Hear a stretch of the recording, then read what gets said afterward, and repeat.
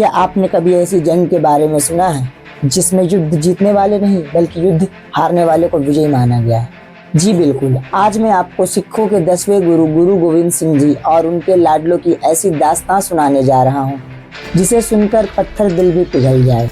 तो कहानी शुरू होती है वर्ष 1699 में, जब गुरु गोविंद सिंह जी ने खालसा पंथ की स्थापना की। खालसा पंथ की स्थापना से आसपास के पहाड़ी राजाओं में यह डर था कि कहीं ना कहीं खालसा पंथ की स्थापना से और सिखों की बढ़ती ताकत उनको भविष्य में उनके लिए खतरा है। तब पहाड़ी राजाओं ने मुगलों के साथ मिलकर यह तय किया कि वह युद्ध करेंगे सिखों के साथ और आनंदपुर किला खाली करवाएंगे, किंतु गुरु गोविंद सिंह जी इस बात को मानने के लिए तैयार नहीं थे कि वो आनंदपुर किला खाली करें। समय बढ़ते गया, 1699 वर्ष 1704 आ गया। बहुत समय के बाद अब गुरु गोविंद सिंह जी ने इस बात को मान लिया। अतः मुगलों ने कुरान शरीफ की कसम खाई कि अगर वे आनंदपुर किला छोड़ देंगे तो वे पीछे से हमला नहीं करेंगे। पर किंतु थे तो मुगल ही, क्यों ऐसे मान जाते। तो जब गुरु गोविंद सिंह जी ने किले को छोड़ा और अपने परिवार और सिखों भाइयों के साथ दूसरे जगह, मुगलों ने पीछे से हमला कर दिया और अंत जाते जाते सिरसा नदी के किनारे जो गुरु गोविंद सिंह जी थे और उनका परिवार बिछड़ गया। गुरु गोविंद सिंह के साथ 40 सिख और उनके 2 बड़े बेटे बाबा अजीत सिंह और जूझर सिंह के साथ वे पंजाब के जिले रोपड़ में एक गांव था चमकौर, वहीं पर एक हवेली में उन्होंने पनाह ली। रात के अंधेरों में मुगल सेना ने वजीर खां के नेतृत्व में चारों तरफ से उस किले को घेर लिया। अब अतः कोई उपाय नहीं था, युद्ध तो करना ही था। तो उस समय गुरु गोविंद सिंह जी ने 5-5 के ग्रुप में सिखों को बाहर भेजा और युद्ध करने के लिए। एक सिख हजारों पर भारी थे, ऐसा उन्होंने युद्ध किया।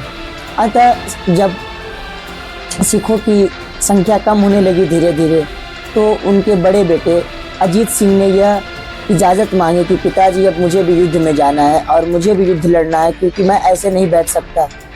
उस समय गुरु गोविंद सिंह जी ने खुद अपने हाथों से अपने 16 वर्ष के उस युवा बेटे को तैयार किया युद्ध में, और खड़े किले पर युद्ध में उनकी वीरता को देखते हुए वह सहज गए।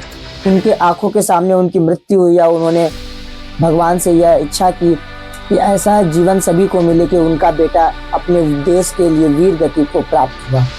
बाद में उनके छोटे बेटे जूझर सिंह ने भी मांग किया, वे भी युद्ध में लड़े। हिंद राष्ट्र का युवा जा रहा है। तब उस समय अंधेरे में मुगल अपने आप में लड़ते लड़ते युद्ध में बिजी रहे, और उसी समय जो गुरु गोविंद सिंह जी थे वहां से निकल पड़े।